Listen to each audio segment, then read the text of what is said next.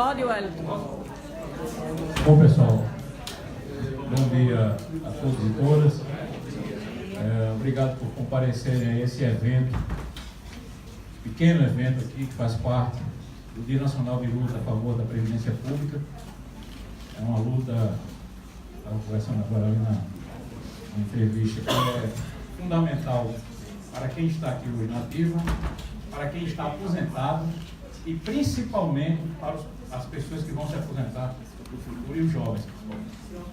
Então, é uma hora que todos precisam se dar as mãos, dependente das suas correntes de crédito, para defender uma coisa que é fundamental, uma previdência pública, contributiva, que não tenha o sentido que estão querendo dar, de uma capitalização genocida que vai favorecer os bancos em detrimento da população. Eu gostaria de convidar para compor essa nossa fala de hoje o seu professor Zé Palmeira. Fique à vontade. Muito obrigado por senadora, que tem sido uma parceira na luta contra os desmandos desses governos anteriores, do Temer, e hoje está encarcerado, né? E o nosso atual presidente da República, a senadora Zenaide, por favor, senadora.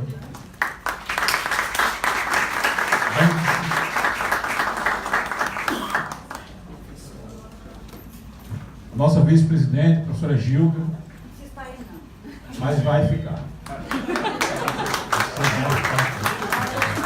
Porque a professora Gilda tem sido um dos expoentes na luta do Prois Federação, e ela tem que ter um lugar reservado aqui, ponto final. E eu queria também pedir ao nosso anfitrião, professor Rui, para ficar aqui nessa...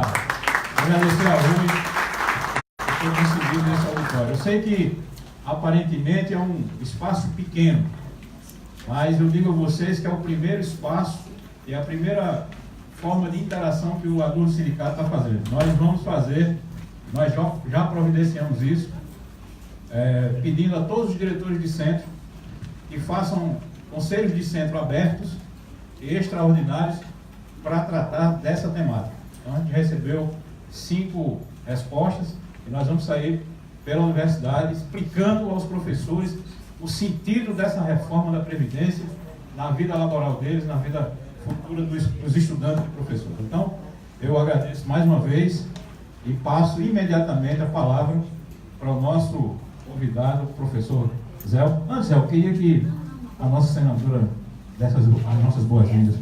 Senadora, por favor. Bom dia. Na verdade, quando eu encontrei uma das professoras no aeroporto ali ontem e me convidou para essa palestra. E a gente, antes de cumprimentar vocês, os parlamentares têm que estar municiados de argumentos. Eu sou médica de formação. Claro que a gente já tem uma visão que eu costumo dizer que toda dona de casa é uma economista, viu? Então, a gente como dona de casa eu quero aqui cumprimentar o sindicato, eu quero cumprimentar a DURM. Isso é importante, além de deixar alimentar os argumentos com essa barbaridade que estão querendo fazer aqui, dá visibilidade. Cada estudante aqui, esses jovens aí, eu tenho uma pedra na área dos jovens, viu? Porque os jovens os jovens seguem, em sua grande maioria, o que dizia Dom Helder Câmara, que eu comecei a fazer meu curso de medicina em Recife. Um jovem sem espírito de rebeldia está a um passo da servidão precoce. E graças a Deus não é o que a gente está vendo aqui, principalmente das universidades, dos institutos federais, não estão baixando a cabeça para isso. Mas dizer o seguinte, a gente tem uma sequência, um impeachment, depois veio uma PEC da morte, que é aquela emenda 95, que congelou recursos para os gastos básicos, saúde, educação, segurança pública e social. Aí veio uma terceirização plena. Isso aí acabou. Eu estou vendo hoje, a maioria das prefeituras que eu fazia concurso estão fazendo um processo seletivo, que isso é legal. Estão terceirizando a as carreiras, que isso é algo que não se queria. Aí, em seguida, a gente não sabe para onde correr. É uma privatização do nosso patrimônio, assim, assustadora. Vende o patrimônio a preço de banana em final de feira, aí demite-se os funcionários, tira nossa autonomia, porque o pré-sal é imoral. Ninguém comprou o pré-sal pelas 200 milhas da gente, comprou porque comprou nossa tecnologia de exploração em águas profundas que nenhum outro país no mundo tinha. E assim, a gente lá, você não sabe para onde correr. A Frente Parlamentar em defesa do SUS, em defesa da educação, em defesa da Eletrobras. Vocês imaginem que eles querem vender, já começaram a linha de transmissão, a energia. Quem toma conta das hidrelétricas americanas, eu olhei, são as Forças Armadas. Você sabe o que é você entregar para outro país o direito de apagar e acender a sua luz na hora que quer? E eles estão lá, tá? Uma comissão externa, eles estão vendendo o espaço aéreo brasileiro, né? Primeiro apresentaram como na reforma do turismo, da lei do turismo. Quando olhou lá dentro, tinha aquele 2 jabuti, extinguindo o Código Brasileiro de Aeronáutica, que determina com seu conselho quanto por cento do espaço aéreo pode ser permitida a entrada de outros países. Esse projeto é para 100%. O país que mais libera o seu espaço é a França, é 25%. É uma coisa louca. Por exemplo, eu recebi o pessoal da Caixa Econômica, porque primeiro o Meirelles tirou aquele banco, porque os bancos são estatais, gente. Os bancos são do povo. A Caixa Econômica 100%, o Banco Brasil já invadiram um pouco, mas nós temos BNDES, Banco do Nordeste, e o desespero deles, que a gente já está lá, é porque eles querem fundir o Banco do Nordeste com o BNDES. Também, Banco da Amazônia não fica nada, e é o Banco do Povo. E o mais grave, esse governo até hoje não falou em alavancar a economia. Nós temos 30 milhões de brasileiros desempregados, viu? Aqueles 13 é dos últimos 12 meses, que é assim que o IBGE faz, que ele me disse. E qualquer pessoa que esteja no meio da rua vendendo papelão, eles computam como se estivesse empregado. Então, numa hora dessa, ele resolve fazer o desmonte da Seguridade. Porque se você me perguntar, olhar essa Constituição todinha, nada foi mais importante do que o artigo 194 e 195.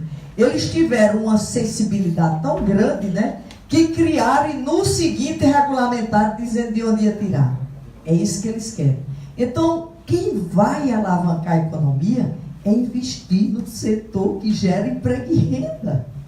Eles não investem, aí a Caixa Econômica, 15 bilhões de lucro ano passado, mas matando a construção civil, a agricultura familiar, tudo. Eu fui há 8 meses, eu gosto de dar esse exemplo, 20 jovens engenheiros com uma pequena construtora, construindo para minha casa, minha vida, 20, 30 casas, vendia mais 20, 30. Eles me procuraram, porque todos falidos, os imóveis prontos. Para cada imóvel tem no mínimo 5 pessoas cadastradas e aptas na Caixa Econômica, que vai fazer um ano que ele não liberaria um tostão. Demitindo mais gente, fechando lojas de material de construção. Então, o governo Temer não tinha nenhum projeto para alavancar a economia. E eu queria dizer o seguinte, eu tive com o Paulo Guedes, a bancada, com a nossa governadora Fátima Bezerra. E ele foi o tempo todo e assim, tem que fazer a reforma da Previdência, tem que fazer o ajuste fiscal, tem que não sei o quê. Quando terminou, aí eu olhei assim, eu disse, olha, ministro, eu queria dar a minha opinião. Ajuste fiscal não vai tirar a gente da crise, não. Sabe o que é que vai acontecer? No próximo ano, nós vamos estar aqui, novamente, com um agravante. Não tem mais o que vender, porque a sugestão já era vender o que tivesse de patrimônio, companhia de água, pote de gás, já era tudo isso. E não alavanque. Dizer o seguinte, ele vai dizer melhor do que eu sobre esse desmonte da Seguridade. É um desmonte, o maior ganho que a população brasileira tem. E eles ficam dizendo que é para tirar privilégio. Aí começa com a 871, a história do peito fino, vai em cima dos mais vulneráveis. que é justamente as pessoas com deficiência e aqueles que se aposentaram por invalidez. E eles são de uma crueldade que eles dão 60 dias para se reapresentar, para não perder o benefício, só que eles não prepararam juntas médicas suficientes.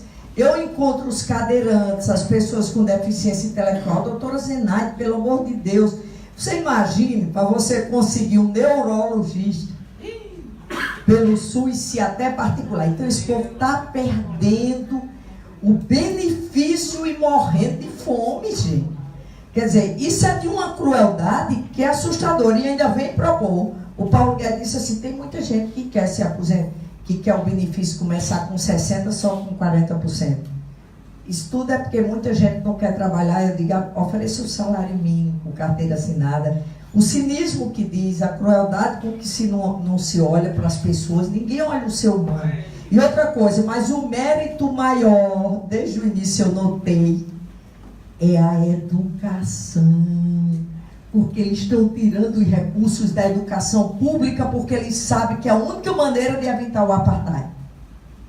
Se oferecer educação gratuita, de qualidade, para todos e não só para um grupo privilegiado, com essa história que só é obrigado português e matemática. As escolas privadas estão oferecendo todas as matérias, inclusive robótica. Então, por isso que eu estou chamando a atenção de vocês aqui, porque o foco se chama educação. Porque conhecimento é poder. Mas só garantir aqui a vocês que Zenaide não vota nessas barbaridades. Zenaide não está lá. A pressão, quando eu era deputada, você não volta. Eu digo, e aí, eu não nasci deputada? Que é isso, eu vou... Então, a certeza que eu vou defender a educação, eu acho que a gente é gente e tem que defender gente. Olha para todo mundo como fosse uma cifra. E o ser humano que está ali por trás. Então... E a gente tem que se mobilizar, viu? Eu disse, o ano passado, quando eu tive reunião no Sinifis, que eles não desistiram. E vão mais, agravaram a reforma. Mas eu vou passar aqui, porque todo mundo, eu trouxe até meus assessores também, que é importante que todo mundo tenha conhecimento e tenha argumento, gente. Muito obrigada, viu?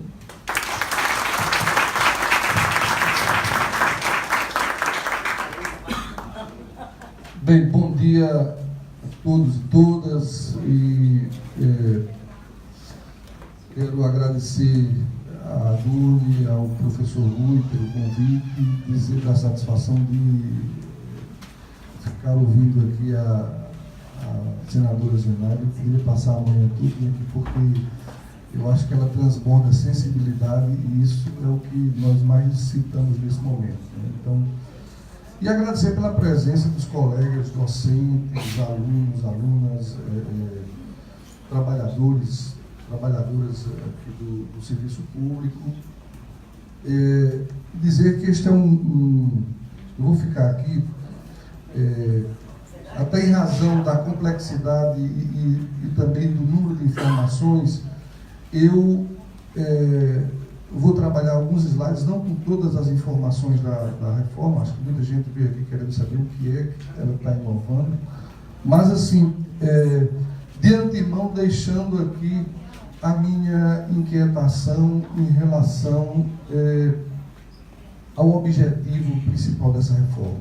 Então, nós já tivemos mais de 10 reformas da Previdência Social. Se nós formos considerar aí, desde a década de 30, com a criação dos institutos, né? Isso mesmo antes da Lei Eloy Chaves, que era de 1923, que é a lei que inaugura o sistema previdenciário no Brasil. Mas todas as reformas foram reformas paramétricas, ou seja, reformas de ajuste, reformas de adaptação, né? Mas essa reforma, ela é sobretudo uma reforma estrutural. E ela mexe, né, com longos anos de lutas históricas do povo brasileiro, pela reforma e também por uma previdência pública.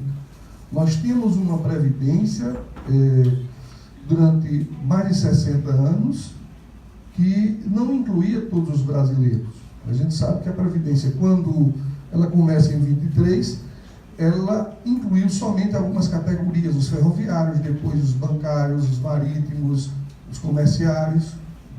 mas ela não incluía os trabalhadores rurais, ela não incluía os domésticos, ela não fazia uma inclusão previdenciária no sentido daqueles que não tinham capacidade contributiva para o sistema.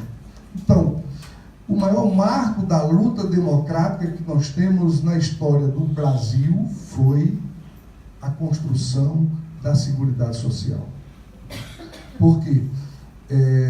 Foi por meio da Seguridade Social, inspirada não no modelo bismarckiano, que era um modelo muito próximo do que nós conhecemos hoje como capitalização, mas do modelo beveridiano. Beveridge, na década de 40, ele estava preocupado que a Seguridade Social ela servisse não apenas para amparar os trabalhadores, mas amparar a cidadania. Por isso que ele dizia que a proteção tinha que ser do berço ao túmulo. E ele colocava essa responsabilidade pela manutenção da Seguridade Social não somente para o Estado. Enquanto o Estado lá, no modelo bismarckiano de 1883, era apenas um agente regulador e um agente fiscalizador, no modelo beveridiano, o Estado, além de regulador e fiscalizador, era um agente provedor do sistema, juntamente com a sociedade, né, o sistema tripartite, e também o garante, ou seja, a Seguridade só quebra se o próprio Estado quebrar. Bom, então, nós tivemos uma luta histórica de constitucionalização desses direitos sociais, que começa no plano internacional com a Constituição de Querétaro do México. Os direitos dos trabalhadores são tão importantes para a cidadania que a Constituição de Querétaro foi a primeira a constitucionalizar, a colocar que, olha, nós vamos pôr esses direitos na Constituição para que a política de direitos sociais não seja uma política de governo, mas uma política de Estado. Para que o governo de plantão que chegar não ouse simplesmente modificar isso aí. Mas em relação à Seguridade Social, que o Constituinte de 88 adotou, inspirado no modelo beveridiano, é muito importante ressaltar que o Constituinte de 88 deu o perfil do Estado que ele queria para o brasileiro, que era o Estado social. E esse perfil de Estado ele é estrutural. Eu nem vou falar dos artigos 194 e 195. Eu vou para o preâmbulo da Constituição, eu vou para os artigos 1º e 3º da Constituição, que falam da solidariedade. O nosso Estado social, ele é inspirado na solidariedade. É por isso que eu parto aqui de uma premissa polêmica e que muitos aqui muitos juristas não ousam admitir, mas eu parto da premissa de que a PEC 6/2019 ela é inconstitucional porque ela apenas não reforma o Estado. Ela destrói o Estado social. Segundo o professor Paulo Bonavides, constitucionalista paraibano, radicado no Ceará, o constituinte derivado, ou seja, aquele que faz a reforma, ele tem poderes limitados. Ele não tem os mesmos poderes de um constituinte originário, que é aquele que é convocado por uma constituinte para elaborar ali as normas fundamentais, as normas estruturantes do Estado. Se a solidariedade é uma norma estruturante do Estado, esse sistema de solidariedade só poderia ser implodido por uma nova constituinte, nunca por uma reforma. Então, e isso está dito nos principais compêndios de direito constitucional. Ou seja, quais são os limites do constituinte derivado, que é o caso do reformista. Então, a PEC 06/2009, ela, portanto, ela não pode ir além do que a reforma do sistema, mas ela não é dado a ela implodir o sistema, como está na essência da sua proposta. Porque com a implantação do regime de capitalização, o ministro Paulo Guedes não disse ainda qual é a marcha que ele vai fazer para manter o sistema do regime geral de previdência social. É um regime baseado num pacto intergeracional, em que as gerações trabalhadoras de hoje estão contribuindo ali, e o dinheiro sai de um bolso para o outro. O dinheiro sai do trabalhador para o do beneficiário da Previdência. Esse dinheiro não vai para debaixo do colchão, esse dinheiro não vai para a especulação financeira, esse dinheiro não vai para nenhuma poupança. Se você estanca e retira contribuintes desse sistema, como é que ele vai se manter? Como se garantir a própria quitação dessas obrigações previdenciárias do regime geral de previdência? Então, bom, parto dessa premissa e também vejo que essa reforma, ela vem, sobretudo, como uma reforma misógina, né? Uma reforma em que o próprio Estado brasileiro se recusa, primeiro, a resolver os problemas da desigualdade de gênero, se recusa a cumprir as convenções internacionais 6 e 111 da OIT, da Organização Internacional do Trabalho, que diz que o Brasil, como signatário dessas duas convenções, tem a obrigação de promover o trabalho decente e de combater a desigualdade de gênero. Hoje nós temos aqui praticamente a mulher recebendo uma remuneração equivalente a 75% da remuneração que o homem recebe pelo exercício da mesma função, né? Então, isso é mais uma faceta desse Estado que foi inaugurado com o golpe de 2016. Um Estado que destrói os direitos sociais. E, ao destruir os direitos sociais, destrói também a cidadania. Porque é um Estado baseado na própria violência, baseado na injustiça. E isso está muito bem colocado na medida em que nós temos, nos últimos anos, seguidas medidas provisórias que visam bloquear o acesso dos cidadãos aos direitos sociais. Nós temos uma ideia hoje na Previdência Social de cada 10 auxílio-doença, 8 são cortados. Praticamente mais da metade dos benefícios de prestação continuada, benefício LOAS, da Lei Orgânica da Assistência Social, são obtidos por meio de judicialização. Que democracia é essa que, para ter direitos, nós precisamos ir para a justiça? Então, hoje se difunde, inclusive com auxílio de uma mídia hegemônica, de forma predatória, de que quem tem hoje direitos adquiridos, na realidade, é detentor de privilégios, de abusos adquiridos. E aqueles que procuram o gozo desses direitos são verdadeiros trapaceiros, são escamoteadores, são aproveitadores.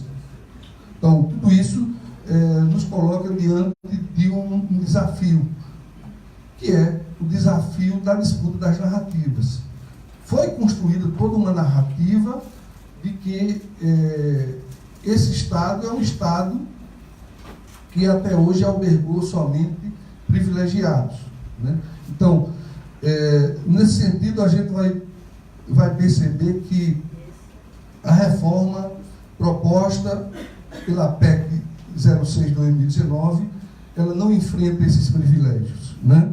Então, dentre as principais mudanças dessa reforma, nós temos aqui a mudança da idade, principalmente aí, afetando as mulheres, e o que é mais grave, criando um período de carência de 20 anos, ou seja, extinguindo aí a aposentadoria por tempo de contribuição, e a gente sabe que esse período de carência de 20 anos, ele vai impossibilitar, segundo alguns estudos, que 34% dos trabalhadores cheguem a gozar a aposentadoria, né?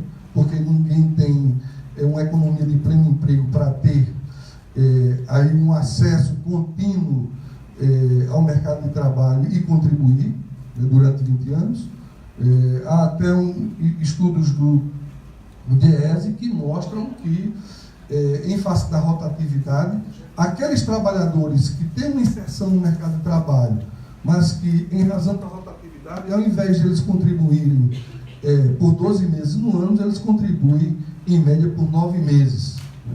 O que isso irá elevar o tempo de contribuição e o tempo também em que ele vai se aposentar. Sem falar, por exemplo, que essa tábua de mortalidade que trata das expectativas de vida dos trabalhadores, que é elaborada pelo IBGE, ela é uma média para ambos os sexos. E quando chega em determinados estados do Nordeste, essa expectativa de sobrevida é muito baixa. Então, se nós considerarmos estados como o Piauí e Alagoas, muitos desses trabalhadores vão morrer antes, porque lá a expectativa de vida chega a 66 anos, 67 anos. Né? Bom, essa é a principal medida do regime geral de previdência. A regra do cálculo de benefício também foi alterada. Né? Tudo que foi alterado foi para retirar direitos e para criar problemas no combate às desigualdades.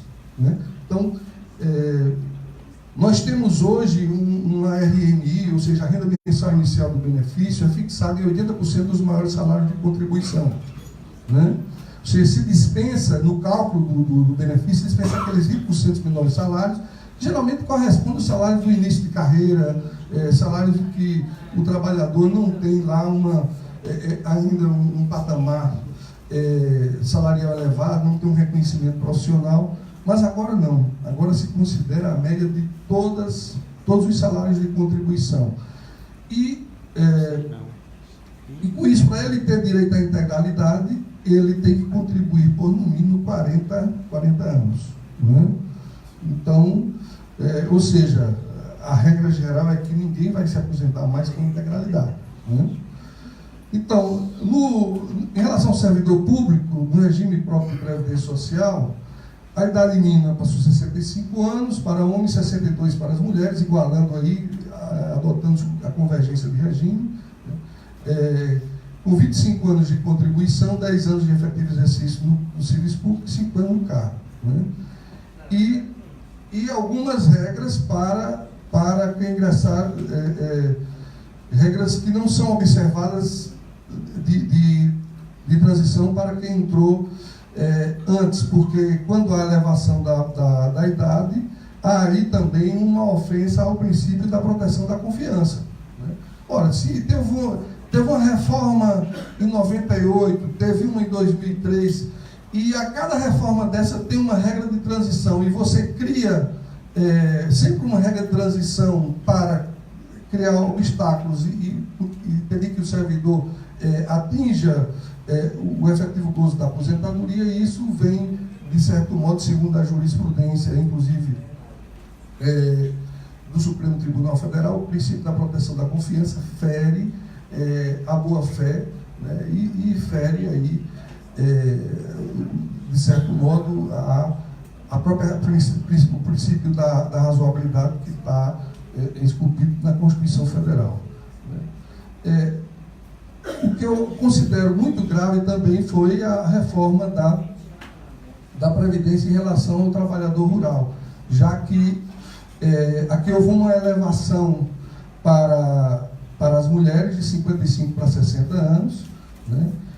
E se exige aí uma contribuição de 20 anos. O que é mais grave é que o trabalhador rural, durante muito tempo, ele teve excluído da Previdência Social, ele foi semi-incluído, porque a semi-inclusão do trabalhador rural começou no início da década de 70, quando se dava uma aposentadoria ao cabeça do casal, a aposentadoria que era de meio salário mínimo, e a mulher só teria direito aí a uma pensão de 30% sobre esse valor, né, o que mostra que era uma forma de semi-incluir ou de não permitir uma inclusão plena do trabalhador rural. Sem falar que ele foi praticamente um dos grandes protagonistas dos grandes milagres econômicos que o Brasil teve. Por quê?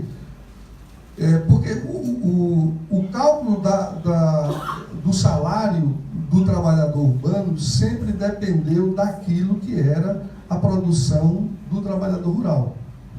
O que pesava sempre mais no cálculo do salário eram os insumos da cesta básica, que obviamente eram produzidos pelo trabalhador rural, principalmente a alimentação. Então, durante muito tempo, esse baixo custo da reprodução da força de trabalho no espaço urbano foi resultado da precarização dos direitos sociais do trabalhador rural. E esse déficit histórico em relação ao trabalhador rural foi reconhecido pelo Constituinte de 88. É tanto que ele não exigiu para o trabalhador rural, durante um período, a contribuição, e não criou salário de contribuição para o pequeno produtor rural pessoa física, aquele segurado especial que produz em regime de economia familiar em imóveis rurais não excedentes a 4 módulos fiscais. Então, esses trabalhadores, pequenos trabalhadores rurais, eles só contribuem quando há um excedente e quando esse excedente é comercializado. Ainda assim, quando o adquirente dessa mercadoria faz o recolhimento dessa contribuição. O problema é que hoje nós temos uma estrutura da Super-Receita que não fiscaliza essas contribuições dos adquirentes das mercadorias dos segurados especiais. E aí os trabalhadores rurais não podem pagar por isso. Há uma sonegação brutal e isso vem comprometendo, de certo modo, o caixa do próprio Tesouro. Né? Bom, então, a aposentadoria por incapacidade permanente é uma outra inovação, né? E uma inovação também para pior. Por quê? Porque aqui se faz uma diferença quem se acidenta no trabalho e quem não se acidenta ou adoece fora do trabalho. Né? Então, imaginemos uma situação, senadora, de um trabalhador que está cumprindo a sua jornada, vai numa motocicleta e atropela um cidadão também que é trabalhador, mas que está de férias. Então, e ambos vêm adquirir incapacidade permanente para o trabalho. Aquele que atropelou, por estar no trabalho, vai ter direito a uma aposentadoria calculada sobre 100% dos benefícios. Só que aquele que sofreu, que foi atropelado, né, ele vai receber somente 60% se não tiver os 40 anos de contribuição. Quem tem 40 anos de contribuição, nessa altura não está mais nem trabalhando, né? Então está fora do mercado de trabalho. Então, vai começar a receber 60% do salário de benefício, mais 2% por ano de contribuição que exceder a 20 anos. Né? Isso vezes essa média de 100% dos salários de contribuição. Então vai ver como vai haver um rebaixamento salarial. Ou seja, na prática, ele vai receber aí abaixo de 1/3 do salário da ativa dele. Bom, em relação ao professor, né? E aqui mais uma vez atingindo as mulheres, a idade mínima, a regra hoje é só por tempo de contribuição, e aí vai, como acabou a aposentadoria exclusivamente por tempo de contribuição, o professor e a professora vão ter que contribuir por 30 anos e cumpriu a mesma idade de 60 anos. Né? Na pensão por morte, né? Então, como é hoje? Hoje, o servidor público ele recebe até 100% do salário de benefício do teto do regime geral de previdência. O que passa do teto, a parcela fica em 70%. E no regime geral de previdência é 100% do salário de benefício, até o teto. Bom, qual a proposta? A partir de um dependente, né, se pagar somente 60% do valor do salário de benefício. E aí, gradativamente vai se aumentando. Quem tem 5 ou mais dependentes, esses dependentes vão receber 100% do salário de benefício. É claro que esse valor, essa cota vai ser dividida por cabeça e obviamente ela pode até ser inferior ao salário mínimo, né? Bom, mas quando se diz que quer combater privilégio, a gente vê, por exemplo, que ontem saiu a reforma dos militares, eles vão receber 100% sem qualquer modificação aí sobre esse aspecto, né? Então a gente tem que começar a esclarecer de que esse privilégio está sendo combatido. Bom, em relação às regras de transição do regime geral, foram criadas 3 regras para o regime geral, né? Na aposentadoria por tempo de contribuição, que exige aí uma mistura de idade, ou seja, uma combinação de idade, 35 para homem e 30 para mulher, e pontos que vão resultar da junção da idade com o tempo de contribuição, né? Então, mais ou menos a mesma técnica do fator progressivo, né? Que vai começar para as mulheres exigindo 86 pontos em 2019 e para os homens 96 até chegar em 100 e 105, né? Bom, a segunda regra, ela vai também envolver o tempo de contribuição e a idade mínima, 61 anos para os homens, até atingir 65 em 2031, e 56 para as mulheres, né? E uma terceira regra que é aplicável para aqueles que têm menos de 2 anos para cumprir os requisitos da aposentadoria. Esses vão ter que cumprir um pedágio de 50% do tempo faltante, mas vai se aplicar aí o fator previdenciário, ou seja, vai haver uma redução, né, porque o fator previdenciário ele envolve aí 3 variáveis, que é o tempo de contribuição, a idade e a expectativa de sobrevida. Então, quanto maior a expectativa de sobrevida, menor o fator e haverá uma maior redução no valor da renda mensal inicial do beneficiário. A regra de transição na aposentadoria por idade, para o homem já começa aos 65 anos, não seria bem uma regra de transição, porque tem a contribuição mínima também. Para a mulher, começa aos 60 anos a partir de 2019, mas isso tem que ser combinado com a contribuição mínima, certo?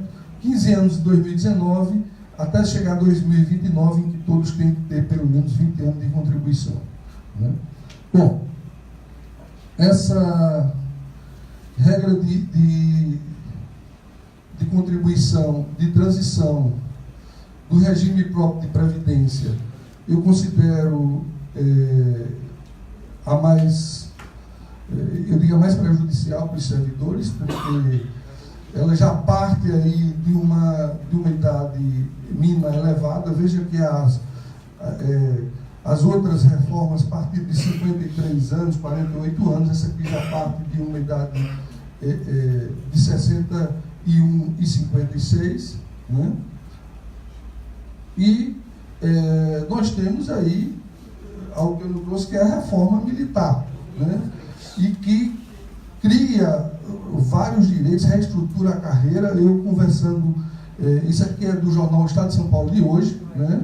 O próprio líder do governo falou: olha, mandaram um abacaxi e não mandaram a faca, a gente não tem como descascar esse abacaxi com os dentes, né? E eu conversando com um tio meu, que ele é militar, e ele falou: olha, essa foi a melhor reestruturação da carreira depois daquela de 41 que o Getúlio fez, né? Getúlio fez uma reforma para os militares da carreira em 41, inclusive criando o Estatuto dos Militares, é claro que num período de guerra, né? Num período de guerra, e por isso fazendo exigências até absurdas. Até para você, para o militar casar, tinha que pedir autorização ao seu superior imediato. Então, e nós estamos aqui, por exemplo, com um percentual de contribuição de 10,5%, né, vai chegar a 10,5% em 2022, né, uma pensão com 100%, né, além disso, vários direitos que foram criados, nada contra criar direitos para os militares. Eu acho que eles merecem o melhor tratamento que pode se dar a um trabalhador, né? Mas, assim, não se pode, a pretexto de privilégios, né, de combater privilégios, a gente retirar de uns, principalmente dos mais pobres, né, porque vejam o que é que vai acontecer aí com os benefícios de assistência social, né? Então, essa reforma, ela cria o ouro de tolo. O que é o ouro de tolo? É aquilo que você acha que é um benefício. Por exemplo, eu vou rebaixar a idade do benefício assistencial, mas vou limitar a R$400, né? É a mesma coisa da contribuição do trabalhador que ganha um salário mínimo. Hoje é 8%, mas eu vou baixar para 7,5%. Vamos fazer as contas: 7,5% durante 20 anos e 8% durante 15 anos. Qual é o que vai dar mais prejuízo, né? Então, nesse aspecto, eu penso que a gente não enfrenta os verdadeiros problemas, os verdadeiros gargalos que nós temos na nossa economia, que é a questão da sonegação. E aí nós temos um dado do Simprofaz, que é do Sindicato dos Procuradores da Fazenda Nacional, que 7,7% do nosso PIB é sonegado, né? O Banco Mundial entende até que essa cifra é bem maior, né? E hoje nós só conseguimos cobrar, isso é dado do próprio governo, nós só conseguimos cobrar 0,32% do estoque da dívida da Previdência, né? Então, segundo o Banco Mundial, esse percentual pode chegar a 13,4% do PIB. Poxa, isso aí não precisaria de reforma da Previdência, bastaria que a gente fizesse uma otimização dessa... alguém pode dizer: isso aí ninguém não recebe. Não recebe se a gente estiver fazendo sempre refis recorrentes para dar 90% de dispensa dos juros, 75% de dispensa da multa, e aí, em suaves parcelas, e tem mais, né? E isso servindo para excludente de culpabilidade, porque muitas vezes o empregador, ele arrecada do empregado e não repassa para o credor tributário, o que é um crime de apropriação, né? E quando chega lá, ele vai parcelar isso aí, exclui a punibilidade dele, né? Então, isso cria até um desequilíbrio na concorrência entre os empresários, porque se tem aquele que cumpre a legislação e tem aquele que não cumpre e sabe que se não vai ser pego, se for pego ele ainda vai poder parcelar e vai poder não ser punido, inclusive criminalmente. Então, essa lógica, esse cálculo empresarial, ele é predatório, ele nos leva o problema de que é preferível não cumprir a obrigação tributária do que cumprir e sofrer os efeitos nefastos da concorrência predatória, né? As desonerações, é claro que já vem diminuindo, mas em 2017 nós tivemos aí 279 bilhões de desoneração, né, da folha, inclusive empresários que choram de barriga cheia, né, que falam da Previdência, mas estão pagando aí 2% no setor têxtil sob o argumento de que tem que concorrer com a China, certo? A nossa primeira preocupação não é com a concorrência de ninguém, é com a elevação do patamar civilizatório do nosso povo, e sem uma seguridade social que permita caixa. E para isso é que o Constituinte de 88 adotou o princípio da diversidade da base de financiamento. O que consiste esse princípio da diversidade da base de financiamento? Ele fala o seguinte: olha, esse sistema aqui não é para parar nunca. Vocês, legisladores, vocês podem criar os tributos que vocês quiserem, mas o sistema não pode parar. Isso chama-se multiplicidade das fontes objetivas de receita previdenciária que o próprio Constituinte autorizou. E além dessas multiplicidades da fonte objetiva, ele também adotou a multiplicidade subjetiva, ou seja, a Seguridade Social não é obrigação somente do trabalhador, não. Ela não pode ser financiada somente com base na folha de salários. Os países da OCDE, 25% do financiamento da Previdência, em média, vem de tributos gerais. Por isso que nós temos hoje um leque de tributos, né? Contribuição social sobre o lucro líquido, né? imposto de importação, concursos de prognósticos, não só a folha de salário.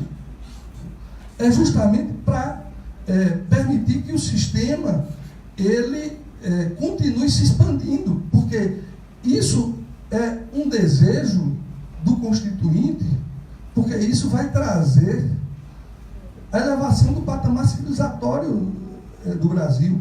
Imaginemos aí uma previdência que você tem hoje, em que praticamente só 7% dos idosos brasileiros estão abaixo da linha de pobreza. Mas se você tirar esses recursos da Previdência, segundo dados do DIEESE, 70% passam a fazer parte dessa linha de pobreza. Né? Pensemos aí o que está acontecendo no Chile em relação a isso, não é? De atacar, precisa se atacar as desonerações, certo? Levar em consideração que nós temos uma expectativa de vida que não é a que esse projeto está considerando, né? E também combatemos as falácias dessa reforma, como cortar privilégios. Nós estamos vendo privilégios aí que estão sendo direcionados para outras categorias, inclusive para a categoria que hoje responde por metade do orçamento das aposentadorias no serviço público, né? A reforma, sim, atinge o direito dos trabalhadores. Vejam aí o que está acontecendo com o FGTS. O trabalhador vai perder o FGTS. Né? Hoje o trabalhador já... o abono do PIS, né, como aí a gente está vendo que uma mini reforma previdenciária já foi feita por medida provisória, né? Essa medida de janeiro do Bolsonaro, inclusive aumentando o período de carência em relação, criando período de carência em relação ao auxílio de reclusão que não existia. Que Estado é esse que, ao invés de procurar amparar suas crianças e seus adolescentes, ele joga na sarjeta? Onde está a observância ao princípio do artigo 227 da Constituição, que chancela o princípio da proteção integral da criança e do adolescente? Então, a reforma igual à aposentadoria dos servidores públicos e dos demais trabalhadores. Isso é uma falácia. Desde 2003, que isso já foi enfrentado pelo legislador. Desde a criação do FUNPESP, né, que quem entrou a partir de 2003 só vai receber 5.839, que é o teto do salário, do teto do regime geral de previdência social. Né? Então, a narrativa também é apocalíptica. Se a reforma o país vai quebrar, não há alternativa para evitar o rumo da Previdência. Nós temos vários estudos mostrando o contrário. Né? A reforma trata todos de forma justa. Né? Os servidores públicos se aposentam cedo, então está dentro dessa narrativa a ideia de que servidor público é alguém que não cumpre as suas obrigações, é desidioso, né? É negligente. Né? Os servidores públicos contribuem pouco. Veja, a reforma, ela fere frontalmente o artigo 150 da Constituição, que chancela o princípio da vedação do confisco. 22%, quando eu junto isso com o meu imposto de renda, quanto é que vai ficar do meu salário? Não é?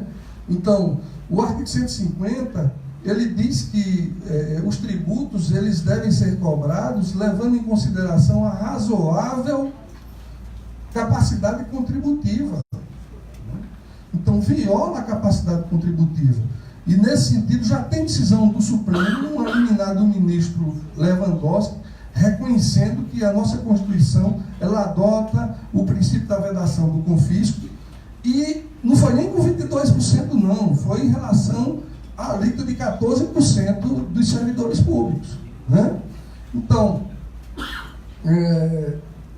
haverá regras de transição. As regras de transição aí não são bem regras de transição, são mais punições, né?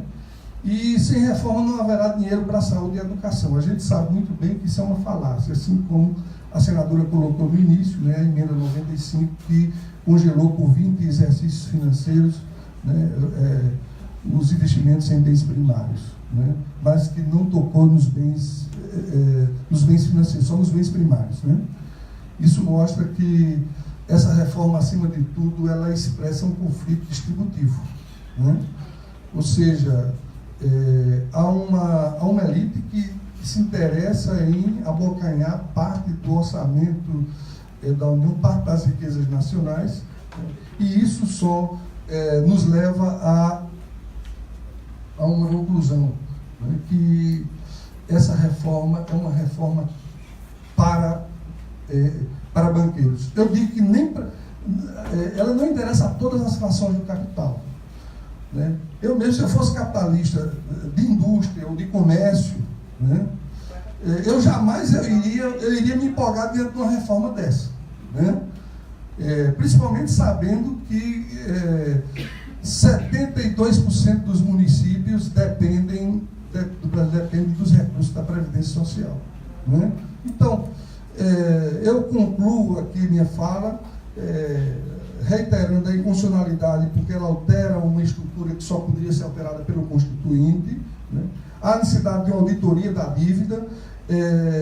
É preciso que a gente reconheça o déficit histórico em relação aos trabalhadores. É preciso que haja também uma vigilância, uma denúncia em relação às violações éticas que estão sendo cometidas neste momento, né? Repasse de verbas federais condicionados a apoio à reforma da Previdência, né?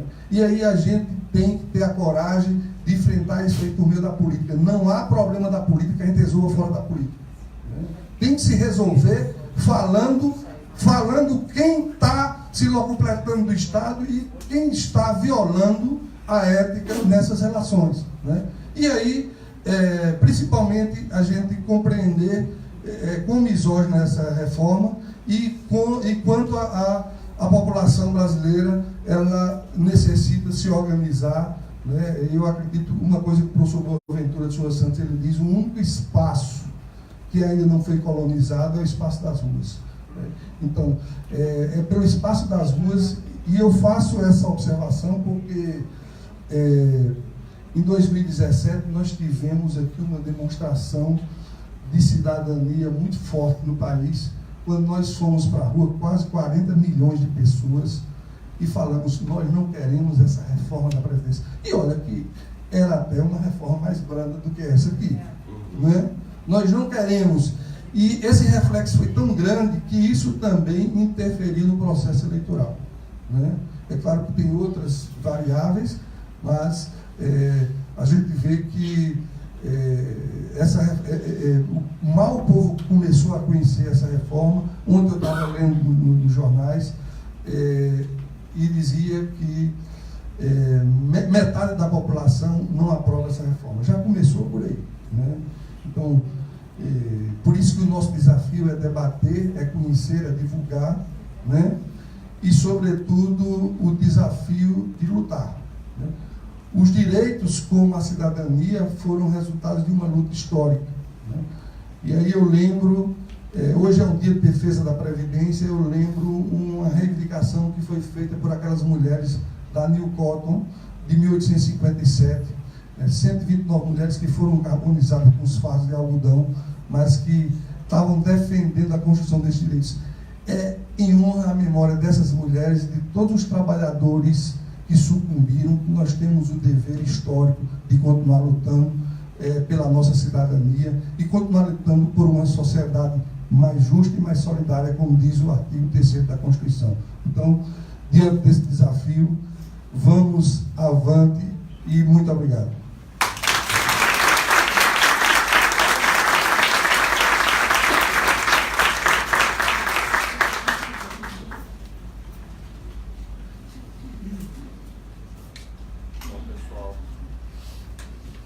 A gente agradece a fala do professor Zeu, né? É uma fala muito preparada, muito qualificada, vem se somar a todo esse calendário de eventos que a gente está propondo para debater essa anti-reforma da Previdência, né? Que na prática é a dissolução da reforma da Previdência. A gente lembra que tem manifestação hoje à tarde, né? Já agendada. Isso vai fazer parte também das nossas outras atividades do calendário, A atividade com a deputada Jandira Fegali também vai ter como pauta a reforma da Previdência. Vamos abrir para perguntas então, pessoal. Vamos fazer em bloco de 3? Melhor? Prefere, Zé?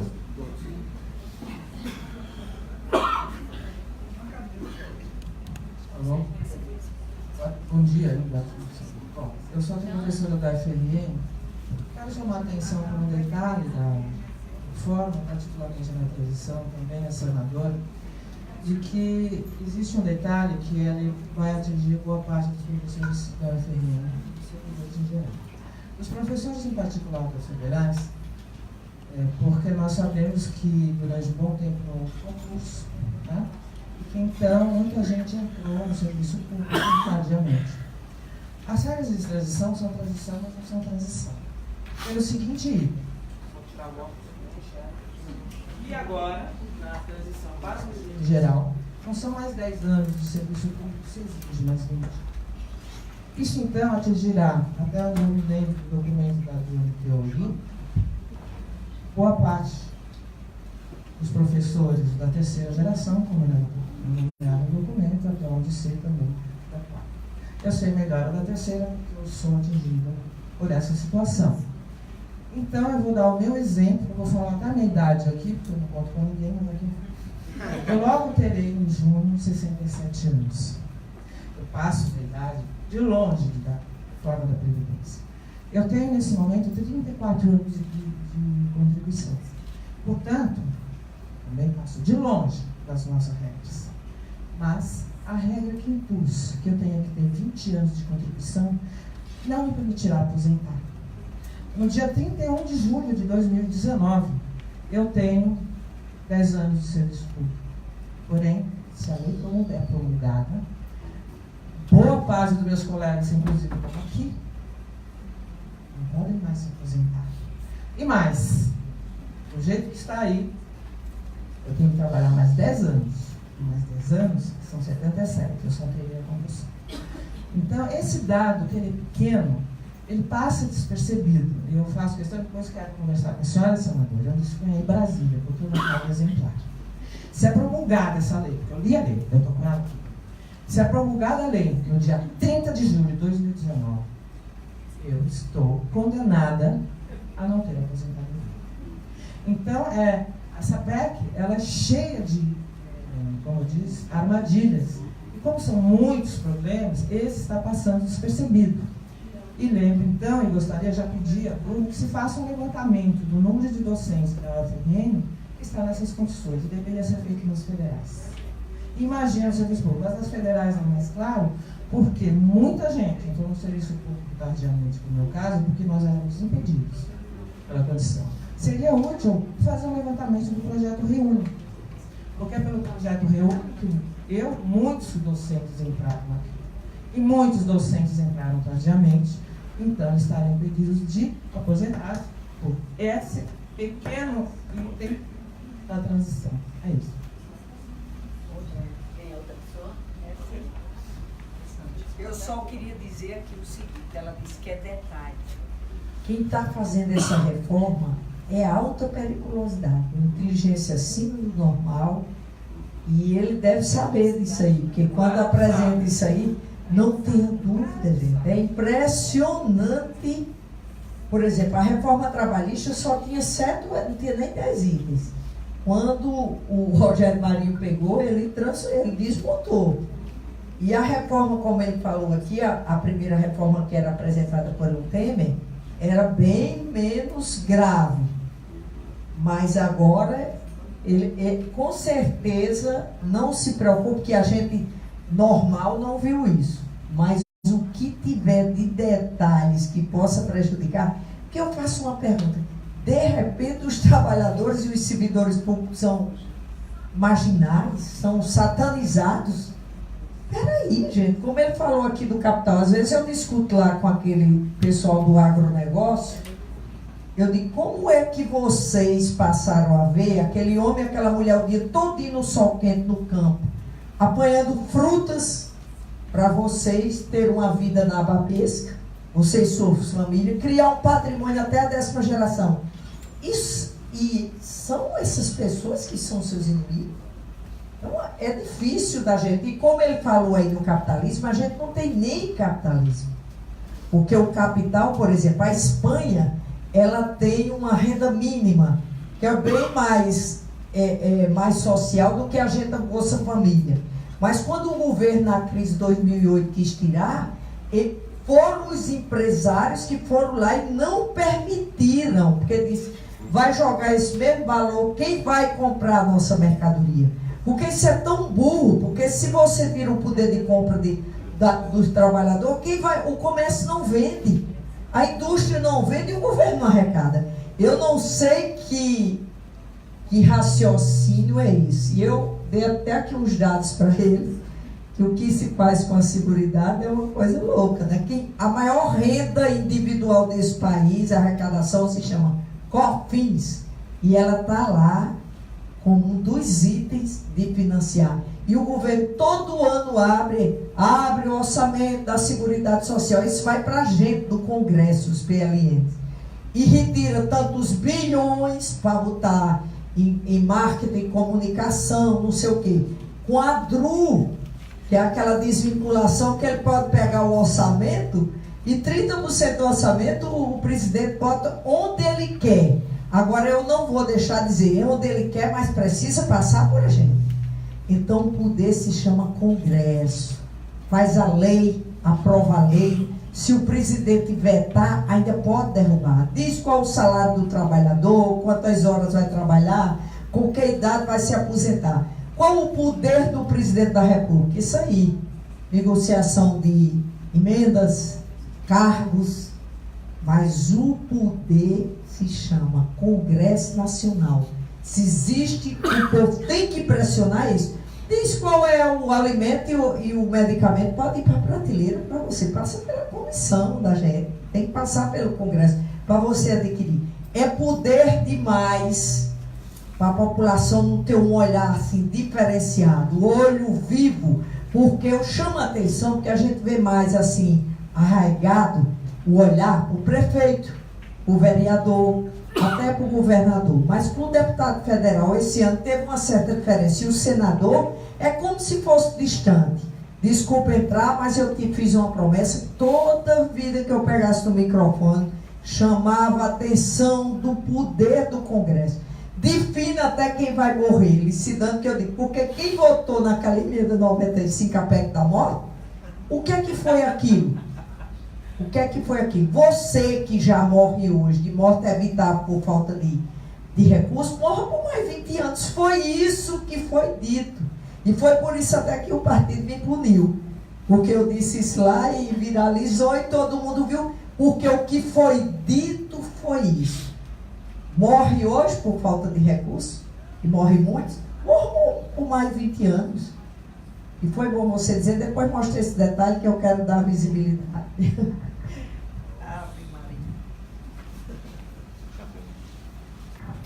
Meu nome é Bruno, sou radialista, assessora parlamentar também. Em setembro de 2017, as medidas 791, 792 e 793 anistiaram diversas empresas, grandes empresários. E também a medida 795, trilhões com relação a tudo isso. Eu creio que não existe problema no que diz respeito à Previdência Social. Essa anistia, essa abertura que os governos de Michel Temer, o atual governo Bolsonaro, andam realmente fazendo com que as grandes empresas e internacionais também possam, digamos que, usufruir de coisas que prejudicam os estados e municípios, porque retiram impostos importantes de realmente, enfim, de assustar. Tanto os estados e os municípios quebram com relação a essa abertura de pernas, digamos assim, dos governantes, do nosso governante atual, enfim, que foi aos Estados Unidos realmente fazer uma palhaçada. Mas, na minha opinião, a pergunta do que diz respeito a tudo isso, professor, eu fico impressionado com relação ao que eles estão fazendo para que ganhem uma popularidade um tipo de reforma como essa. Mudaram o nome, né, da reforma da Previdência para uma nova reforma, para que realmente as pessoas pudessem ter um carinho com relação a toda essa situação aí. Mas também dizem, não sei se é fake ou fato ou fake, dizem por aí que não, vamos fazer essa reforma para também taxar e colocar um teto nos juízes que ganham tantos e outras coisas mais, enfim. Eu queria saber se é fato ou fake ou realmente se é um tipo de situação que possa ganhar o coração de alguém que está meio em dúvida com relação a um tipo de medida, aliás, a um tipo de reforma como essa. Muito obrigado.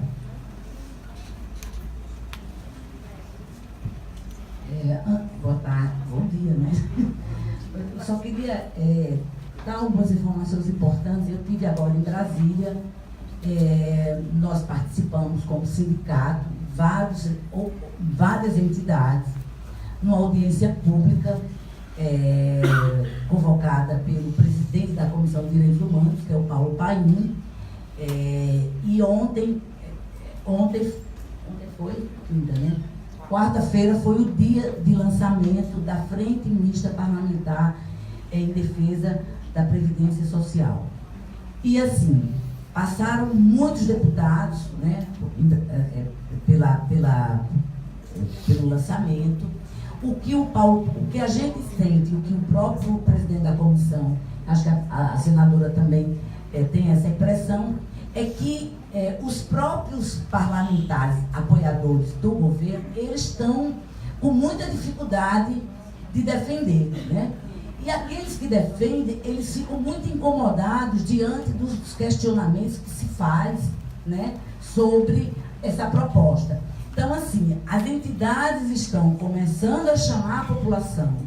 E uma das coisas que a gente tirou como encaminhamento importante, que nós da DUNE já estamos fazendo, é que a gente precisa, primeiro, infernizar o Congresso Nacional, infernizar os deputados.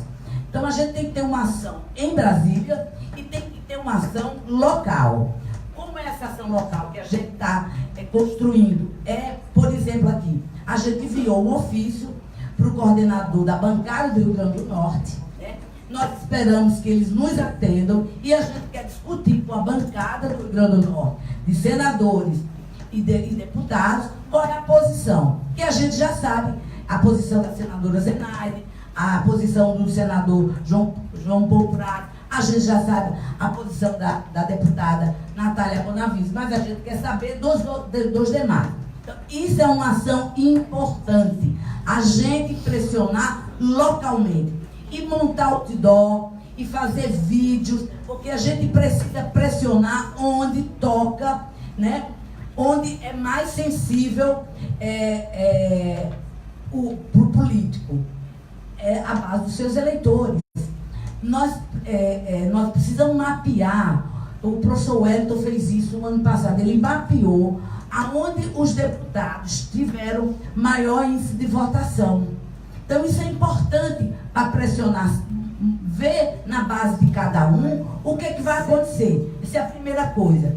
A segunda coisa, nós lançamos, eu não sei se a DUNE já publicizou, uma calculadora. O professor Gil Vicente, que é um professor da matemática, que é aquele que faz os cálculos da carreira das tabelas, né, nos acordos, ele montou uma calculadora onde ele mostra qual a idade e o tempo que cada professor, se passar a reforma, vai precisar trabalhar. Então, lá está muito claro, a terceira e a quarta geração. Quem é que a gente chama terceira e quarta geração, professor? A terceira é a que entrou depois de 2003 até 2013. A quarta é a geração do FUNPRESP, que é aquela que é regida pelo regime geral, o teto do regime geral. Que é uma coisa que eu queria que o senhor explicasse melhor, porque quando a gente fala regime próprio, regime geral, as pessoas às vezes não né? O que é o regime próprio? Quem é que está no regime próprio? Quem está no regime geral? É importante esse esclarecimento, porque às vezes A gente pensa que todo mundo sabe, e não, todo mundo não sabe. E eu queria, só para até concluir, uma coisa que me chocou profundamente. O pessoal do Cid Fisco, eu acho que hoje tem, o Brasil hoje tem, além da Fatorelli, da Dívida Cidadã, hoje você tem material de sobra, de qualidade, que mostra, né, os impactos, o que significa hoje essa proposta, e uma proposta, inclusive, de uma reforma tributária. Eu fiquei chocada. Esse material foi entregue ontem, tá, em Brasília.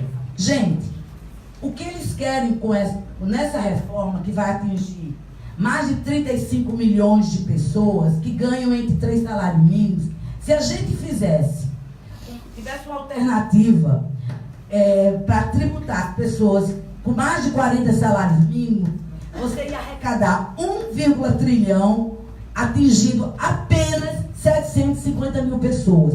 Enquanto você, nessa reforma, para conseguir 1,1 trilhão, você atinge 35 milhões de pessoas. Isso é um dado estarrecedor, né? É um dado estarrecedor, porque quem ganha acima de 60 salários mínimos paga o que eu, como professora, pago, né? Com acima de 5 salários mínimos. Então, assim, é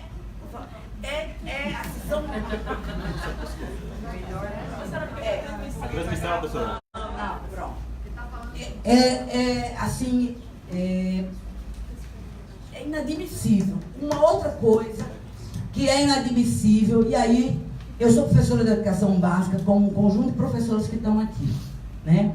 Eu participei agora em Brasília da Frente pela Valorização do Trabalho da Educação. E eu relatei qual é o dia a dia de uma professora de educação básica. A gente brinca, porque a gente precisa brincar, às vezes, com o que é dramático. Vocês têm ideia do que é trabalhar 60 a 65 anos com criança de 2, 3 anos correndo atrás, sentando no chão? Hein? Quer dizer, não ter noção do que é a especificidade do trabalho das professoras de educação infantil. Da educação básica, que vai da educação infantil, fundamental e médio. Isso não quer dizer que a gente tenha um privilégio, no sentido de ter que se aposentar mesmo. É a nossa especificidade, professor. Né? É diferente você trabalhar com adultos do que você trabalhar com criança. Então, é inadmissível que uma reforma dessa não contemple o conjunto de professores, que a maioria são mulheres. Né? Nós temos aqui várias professoras que têm artrose, artrite, né? Que tem verdade, né? E que ao sentar no chão com as crianças tem dificuldade, né? Isso é real, né? Depois então assim, isso sem falar, gente, na monstruosidade de que é mexer com o benefício das pessoas mais pobres, né? Dessa monstruosidade.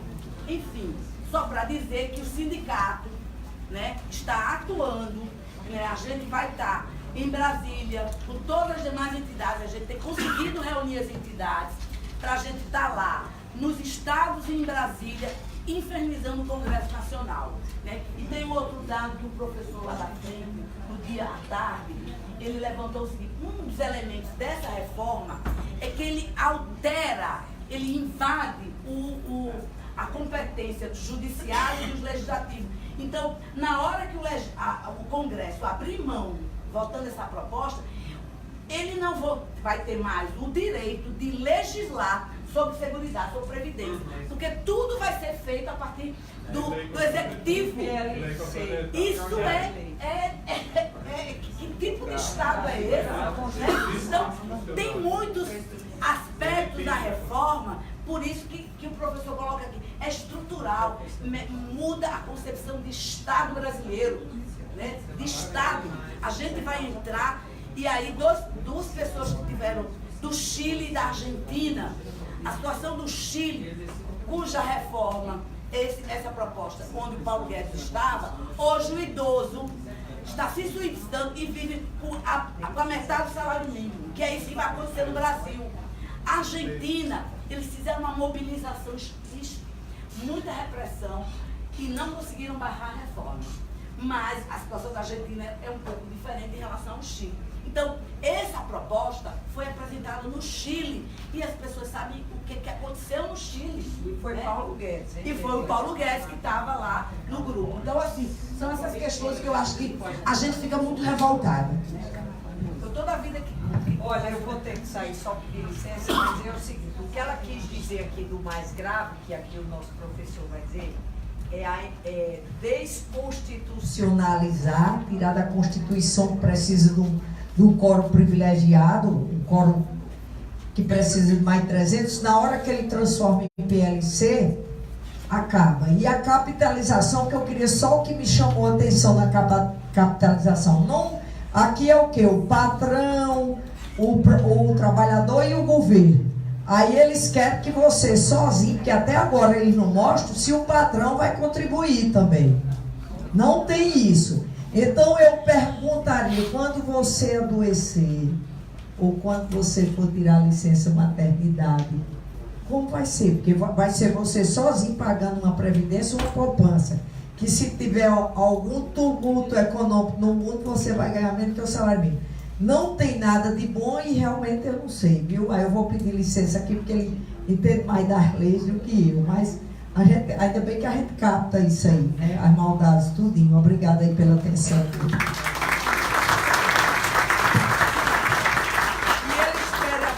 Nós mulheres e a população da reforma tributária, que ele não quer não bota a gente nem nas comissões. Mas eu quero dizer só uma coisa da reforma tributária que ela falou aqui. O Brasil não tributa lucros e dividendos. O Brasil só tributa 60% no produto final de consumo. Isso é grave. Basta dizer isso que eu digo. Eu pago o mesmo imposto numa lata de leite ninho igual aquela dona de casa que ganha um salário. E eu posso ser sócia dele, que ele é um grande advogado, e se a gente tiver 100 milhões de lucro, eu posso tirar 50 e ele 50, zero de imposto. Agora, um trabalhador que ganha menos de R$2.000, pagar imposto de renda, desde quando esse salário é imposto? E quem ganha 4.900 e pouco, paga 27,5, e quem ganha 200 mil, paga 27,5. Então, é bom vocês darem uma olhada nessa reforma tributária.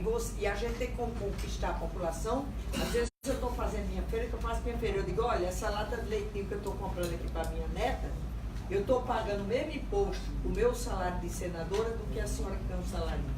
Isso todo mundo entende, viu, bem?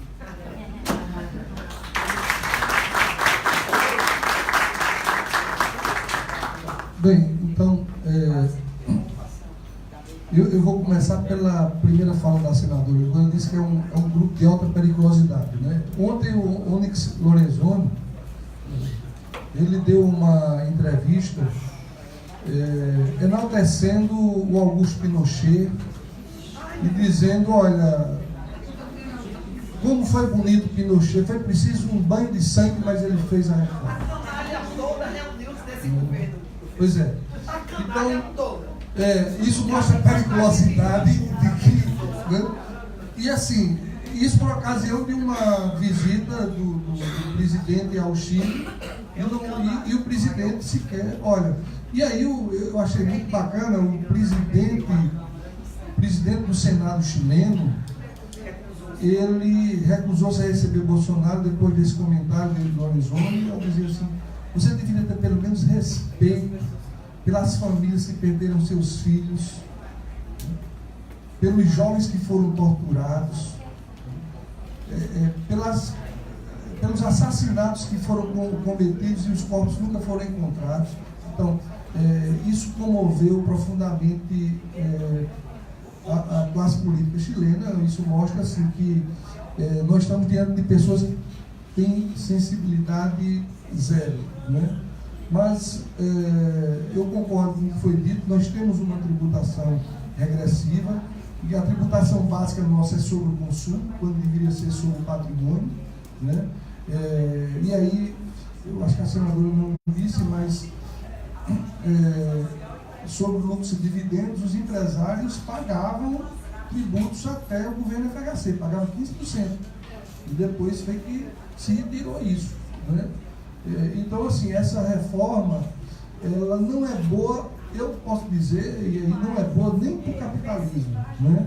É uma reforma que divide as frações de capital. Agora, para o mercado financeiro, essa reforma não cria um mundo melhor, cria o melhor dos mundos, né? Então, em relação ao que foi colocado aqui, regime próprio, regime geral. Bom, o regime geral, né, é aquele no setor privado, né, geralmente no setor privado, mas hoje tem muitos funcionários públicos dentro do regime geral, né, então é bom que se diga. Porque o regime próprio é dos servidores públicos, mas somente se aplica àqueles entes estatais que têm previdência, instituto de previdência próprio. Tem uma autarquia previdenciária para gerir esses benefícios. Então, tem servidor de município que não está no regime próprio, está vinculado ao regime geral de previdência. E mesmo daqueles servidores que estão, em sentido amplo, que estão em entes estatais que têm regime próprio, tem alguns servidores que não vão para o regime próprio, como, por exemplo, os ocupantes de cargo em comissão, né? Mesmo sendo ocupante de cargo em comissão no Estado ou no município, você está vinculado ao regime geral. Por isso que a importância do regime geral, né? Esse regime geral é que, por exemplo, inclui previdenciariamente 92% dos idosos no país, né? Então, tem essa importância. E assim, aquilo que no regime geral, como ele é um regime vinculado à Seguridade Social, porque a rigor nem os militares, nem os servidores públicos civis, eles integram a Seguridade Social, né? Como se diga isso, né? Seguridade, ela gravida em 3 esferas: a previdência, né, que seria o regime geral, a saúde e a assistência social.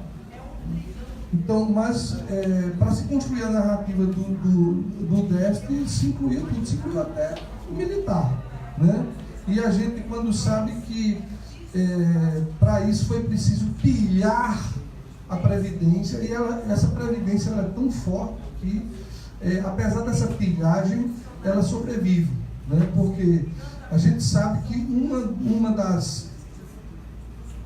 eu acho que um dos maiores avanços na história da Previdência, eu considero, ocorreu a partir da Nova República, um fato histórico. Né? Nomeou-se um ministro da Previdência chamado Valdir Pires, né? E ele desconstruiu toda uma falácia de que o déficit da Previdência era monstruoso e que não tinha jeito. Isso aí muita gente já influenciada lá pelo modelo chileno, né? E o Valdir Pires, ele zerou o déficit da Previdência Social. Ele mostrou que... Pois não? Certo?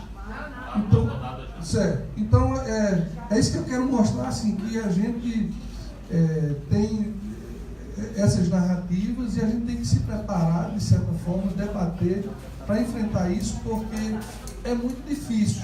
É muito difícil a gente ocupar os espaços da mídia hegemônica, que estão sendo pagas pelo capital financeiro, principalmente, e por alguns equivocados capitalistas, porque eu acho que essa reforma, é isso que eu disse, se eu fosse um capitalista de uma fração da indústria ou do comércio, eu jamais abraçaria isso, né?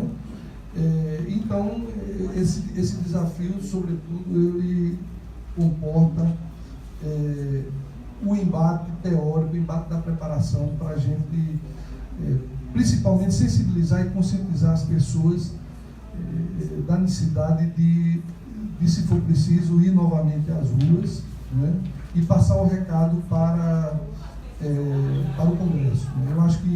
Eu acho que aquele evento de abril de 2017 passou muito bem o recado, né? Tanto que, ao invés de estarmos discutindo aqui a PEC 267, estamos discutindo a PEC 06. Quem sabe, né, vem a outra PEC aí e a luta continua. A gente vai fazer mais uma rodada de perguntas, né? Dardo está inscrito, Arlete, o companheiro ali de trás. Vamos juntar nos 4 então. Vamos lá, começa a Dardo. Bom dia a todos e a todas os colegas. Eu sou Dário, sou diretor do Adulto Sindicato, professor da Escola de Jundiaí. Eu queria que o professor Zeu, se possível, falasse um pouco sobre como fica a questão do FUNPRESP diante dessa questão da reforma. A gente tem, a DUNI tem já uma posição, mas é importante a gente ter uma pessoa da área jurídica falando sobre isso para os nossos colegas. Também queria lembrar, aproveitar o momento que tem muitos professores aqui, que nós da DUNI temos feito muitos momentos de discussão.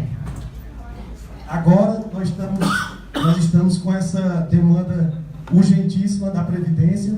A gente já encaminhou ofício para todos os centros e departamentos para dialogar nos centros, nas unidades acadêmicas, esse assunto. Estamos fazendo hoje aqui e a partir daí a gente vai chamar uma assembleia.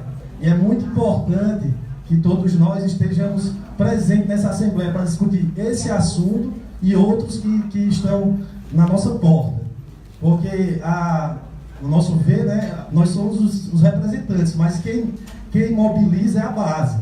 Nós podemos fazer mobilização com a diretoria do sindicato. A gente tem que discutir bastante na diretoria, mas a gente vai chamar a base para uma assembleia e é fundamental a presença dos professores na assembleia para a gente aprofundar o debate da Previdência e outros que nós sabemos que estão urgentes para a gente discutir.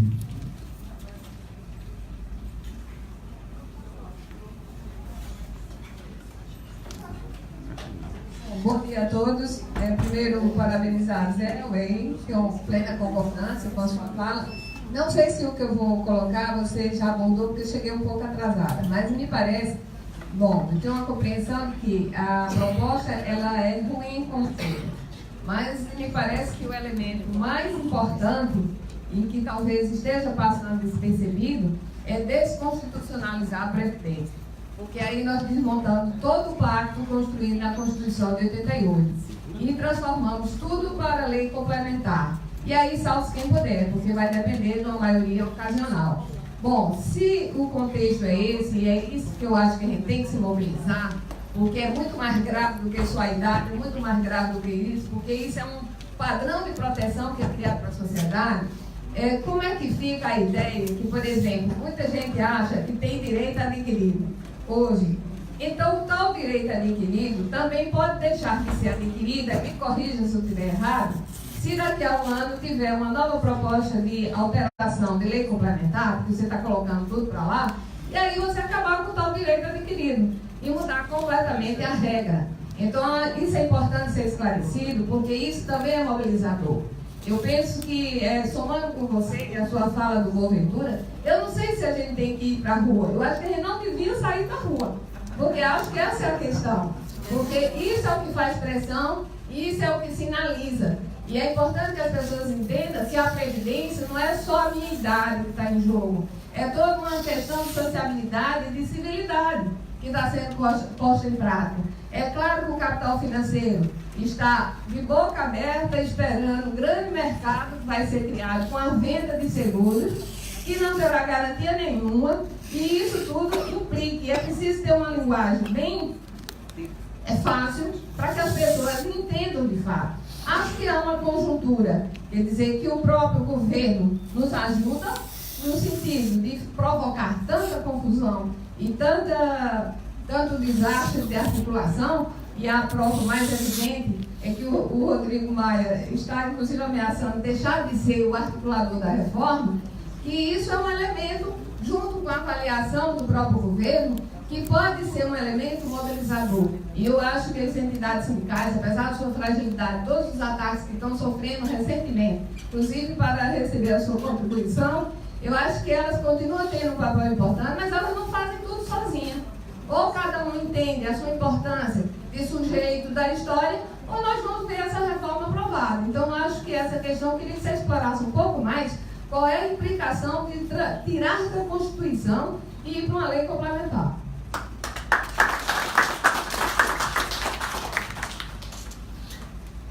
Vou aqui para frente para o pessoal não precisar ficar virando.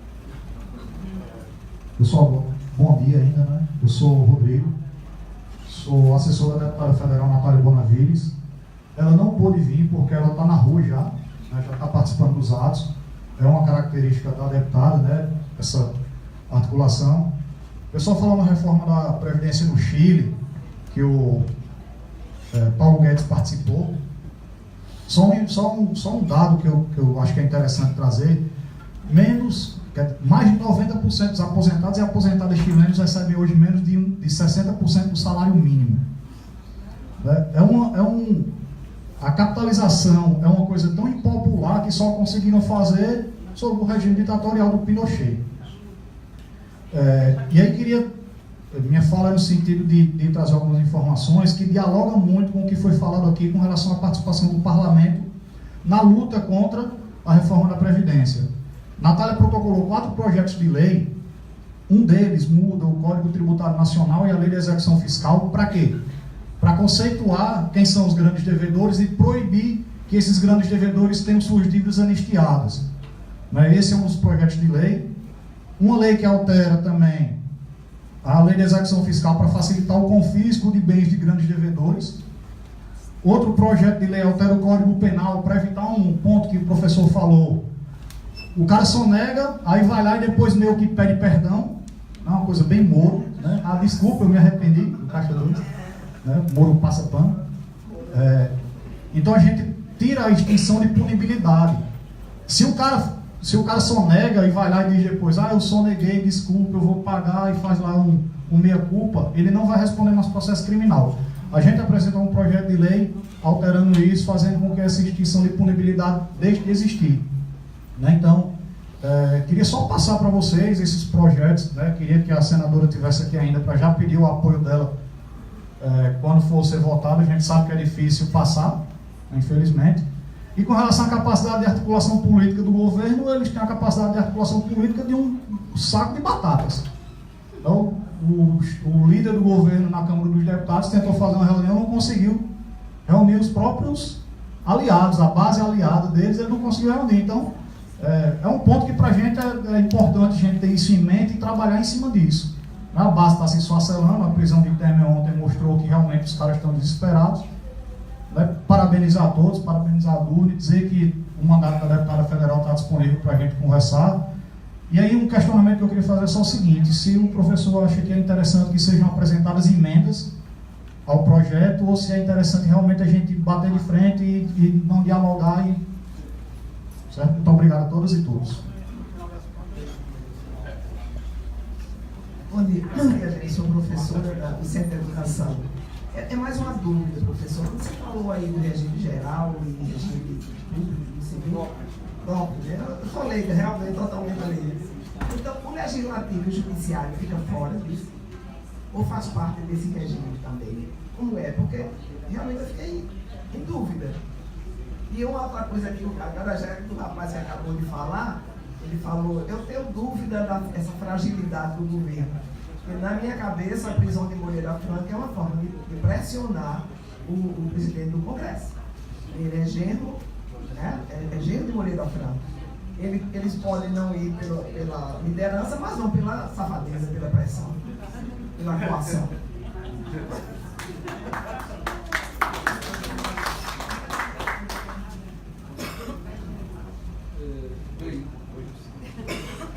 Eu vou fazer um apanhado aqui e começar lembrando o historiador Hobsbawm. Ele diz que o maior risco da gente quando analisa o fenômeno sócio-histórico é o risco da cliometria, ou seja, da gente se antecipar e adivinhar o que é que vai acontecer. A gente pode identificar tendências, mas em relação ao FUNPRESP, eu posso dizer que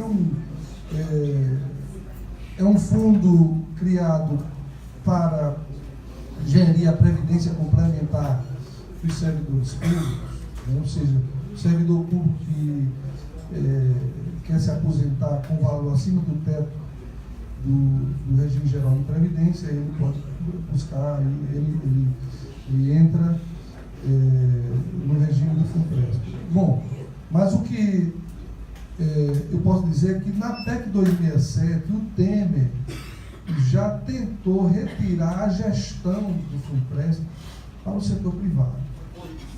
Né? Então, assim,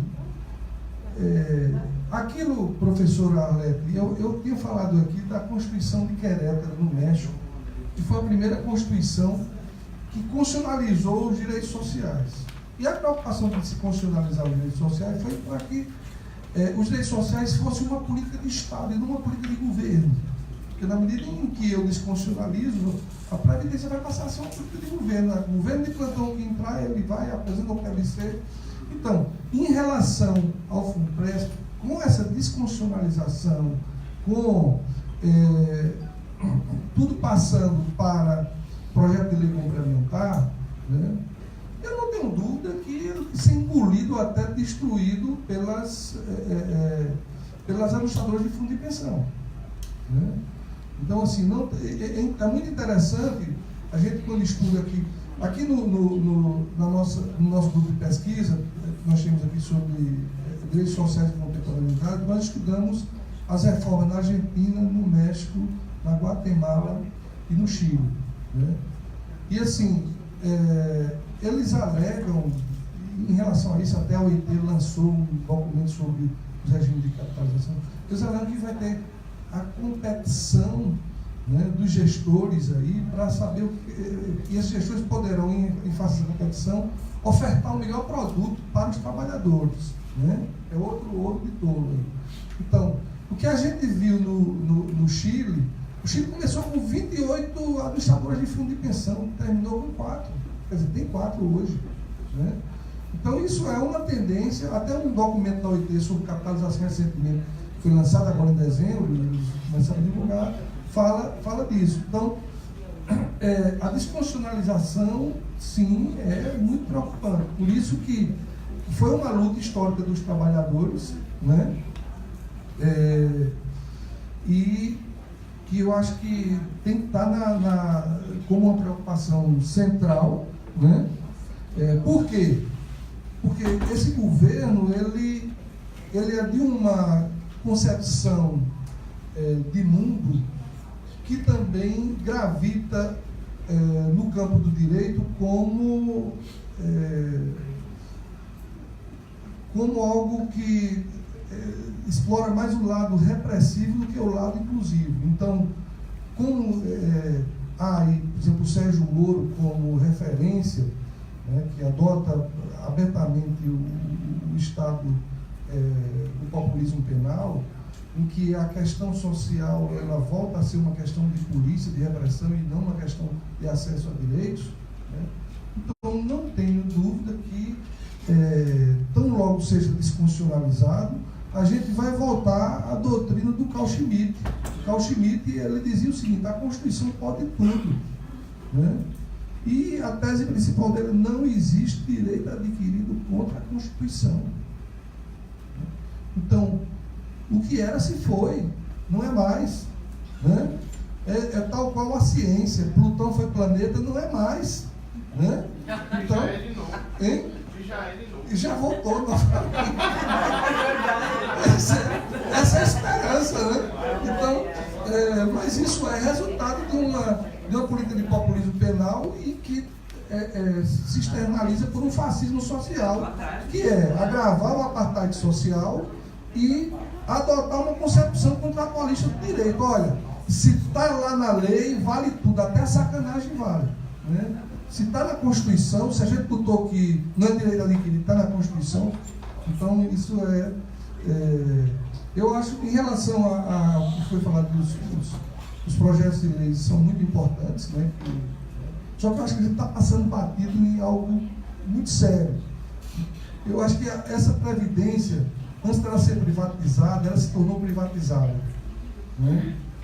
E eu volto um pouco atrás, eu não sei como nenhum parlamentar ainda se sensibilizou para isso, a questão da prescrição das contribuições sociais. Né? Na Itália é imprescritível, na Espanha é trintenária, aqui a gente foi descendo de 30 para 10, para 5, certo? Então isso aí é um aviso: olha, vamos pilhar, vamos quebrar isso aí, né? E depois a gente cria o regime de capitalização. Se eu tenho um trabalhador por 20 anos, né, e eu nunca recolhi a contribuição dele, eu sou um premiado, porque se eu for cobrado, eu só vou poder recolher 5 anos. É um estímulo, né? Pois é. Então, isso foi criado, inclusive, com o beneplácito do Supremo Tribunal Federal. Certo? Que, diga-se de passagem, o Supremo tem sido um dos maiores inimigos dos direitos sociais no país. Porque são ministros, muitas vezes, que são avançadíssimos em direitos de primeira dimensão. Quando a gente fala de direitos de primeira dimensão, a gente está falando de direitos de união não afetiva, a questão do aborto, são questões importantes. Mas são retrógrados em questões de direito de segunda e terceira dimensão. Quando trata de direitos sociais, direitos ambientais, nós temos um problema grave no país para solucionar, esse problema dos agrotóxicos, né? E a questão ambiental, a gente está vendo aí o que aconteceu com a Vale, o que aconteceu com a Samar, né? E outras tragédias virão. Nem precisa ser profeta, nem adivinho, para a gente saber disso. Por quê? Nós temos hoje uma formação jurídica, e isso é uma coisa que me preocupa muito, né, que está preocupado meramente com o dogma contratual. Está no contrato, vale. Né? Então, além disso, se o judiciário, alguém perguntou aqui, eu acho que se o judiciário e o legislativo estão incluídos nessa proposta, né? Agora, enquanto você, servidor público, vai pagar um pedaço de 50%, lá eles estão propondo 30% para os parlamentares. Né? Então, também é uma situação. E os juízes, sim. Né? E assim, há em relação a isso uma grande, eu acho que, pressão na mídia para controlar os salários do judiciário. Eu acho isso uma balela. Né? Eu sou juiz há 26 anos, né? Eu estou envolvido com o judiciário, porque advoguei antes também, há 32 anos. E é muito difícil se fazer uma reforma para os de cima. Né? A reforma é sempre para os de baixo. Né? E assim, eu passei longos anos vendo isso, e eu acho que ninguém vai mexer com quem pode punir você. Assim, mexer assim, eu acho que isso teria que ser de uma coragem enorme. E esse Congresso aí, eu acho que essa composição política não tem. Né? Diga-se de passagem, eu faço parte de uma associação, que são dos juízes pela democracia, né? E a gente lutou muito para que a gente tivesse uma transparência no judiciário em relação às remunerações. Por quê? Porque se aplica muito em relação ao judiciário e em relação aos servidores públicos, né, aquilo que o Boaventura chama de razão metonímica. Então, é um tipo de razão indolente, mas de razão perversa. O que é razão metonímica? A metonímica é uma figura de linguagem que você pega a parte e toma pelo todo. Então, assim, você pega um servidor que não trabalha, um servidor que é indolente, certo? Então você coloca na mídia aquilo ali, você dá uma dimensão e todo mundo vai dizer, olha, tá vendo como é que é o servidor? Do mesmo jeito que se faz lá com o segurado da Previdência. Quando vai lá, o cara entra de moleto, sai, todo mundo filma, vai pro Fantástico. Né? Fantástico não se ocupa saber se tem segurados ali que faz 4 meses que tenta marcar uma perícia e não consegue. Então, assim, esse caso isolado, existe isso hoje em parte da magistratura, não falo da magistratura federal, mas assim, da magistratura estadual, principalmente aquelas leis locais que são criadas para tirar benefício, mas hoje na União, nós servidores da União, os nossos salários estão escancarados aí nos portais. Né? Então, por que a gente tem que ficar de cabeça baixa e envergonhado achando que nós, colocando a carapuça, que nós somos aí parte de toda essa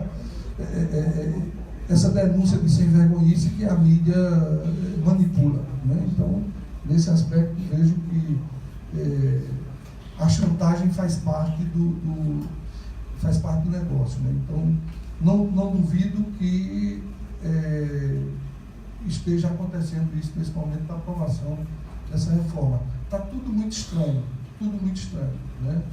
Então, a gente precisa exercer essa suspeição sobre tudo isso que está acontecendo no nosso país, porque era para tudo caminhar tão... né? Mas, de repente, algo deu errado aí e é nosso papel tirar proveito disso. Pessoal, a gente agradece imensamente a fala do Zeu, né? E a gente ressalta que é nosso papel agirmos contra a hegemonia da mídia, né? É nosso papel fazermos esse debate, levarmos esse debate para as nossas famílias, para os nossos colegas, para os nossos estudantes, enfim, para todas as pessoas com quem tenhamos contato. Vou passar a palavra aqui para o professor Wellington, presidente da LUT Sindicato. Pessoal, para encerrar e agradecer a vocês e ao Zé, a gente vai ter uma caminhada muito longa ainda, né, Zé? Dizer que cada um de vocês aqui hoje vai sair daqui como multiplicador dessa luta que nós estamos tendo agora. Se nós fizemos esse evento deu 60 pessoas, 70, 80, vamos multiplicar isso por 4, por 5, por 6, vamos aos centros, vamos conversar com as pessoas, porque não basta apenas você ficar horrorizado com o que vai acontecer e ficar dentro de casa. Você tem que se horrorizar porque agora é concreto. O professor universitário jovem, ele vai ter um futuro tenebroso. Se isso não mobilizar o professor universitário jovem, então eu não sei mais o que vai mobilizar. Porque agora a gente está tratando do medo. Medo de não ter futuro. Pronto. Eu acho que é isso que a gente tem que colocar bem claramente. Hoje à tarde nós vamos ter uma manifestação em frente ao INSS. Eu convido a todos para se fazerem presente, né? As centrais vão estar reunidas. Semana que vem a gente vai iniciar o processo de visita aos centros. Quarta-feira eu estarei em Caicó, com o pessoal lá dos servidores públicos.